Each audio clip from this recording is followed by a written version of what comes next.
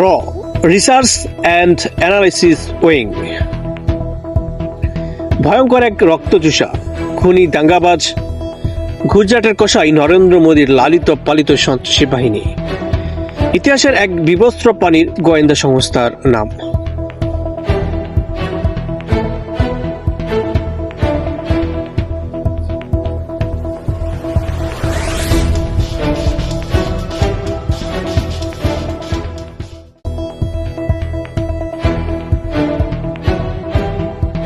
সাম্প্রদায়িক দাঙ্গা, দেশকে অশান্ত, রাষ্ট্রে শান্তি বিনষ্ট করাই এদের মূল লক্ষ্য।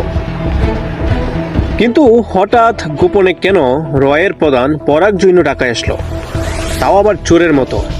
কোনো পূর্বাভাস নেই, সম্মেলন নেই। এটা কি শুধুই সফর, নাকি দক্ষিণ এশিয়ার ভূ রাজনীতির দাবার বোটের ঘুটি চালার এক নীল নকশা? আবার এদিকে বিবস্ত্র প্রাণীর দলের প্রধান বাংলাদেশে পা রাখার আগেই ভারতীয় হাইকমিশনার দীনেশ ত্রিবেদী বদ্ধ করে তারেক রহমানের সাথে সৌজন্য সাক্ষাৎ।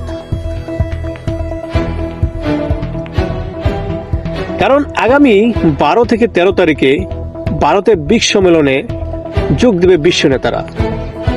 মোদির আমন্ত্রণে সেই সম্মেলনে যোগ দিতে রাজি হননি তারেক রহমান সরকার।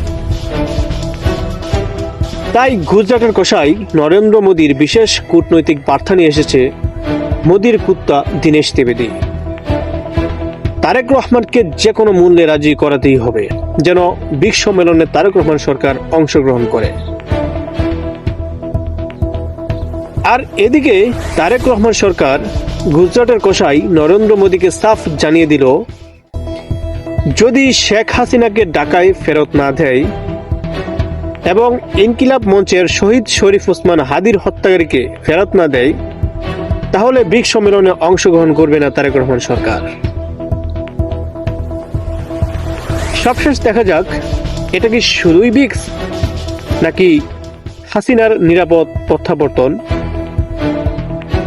রাজনৈতিক ভবিষ্যৎ, কিংবা আওয়ামী লীগের অবস্থান টিকিয়ে রাখার জন্য নেগোসিয়েশন।